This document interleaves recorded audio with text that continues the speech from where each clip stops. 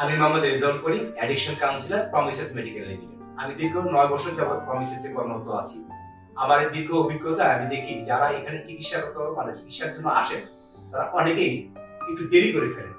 দেখা যায় দেরি করার ফলে তার ব্যক্তিগত, পারিবারিক, সামাজিক ও আর্থিক যে সমস্যাগুলি ক্ষতিগ্রস্ত হয়, এই ক্ষতিগ্রস্তগুলো আর অনেক বেশি ডিপে চলে যায়।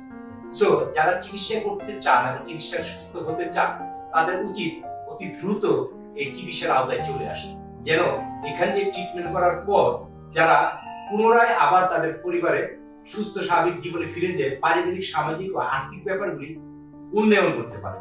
তো দ্রুত চিকিৎসার প্রয়োজন, শারীরিক মানসিক সুস্থতার পাশাপাশি সামাজিক প্রতিষ্ঠাও লাভ করা।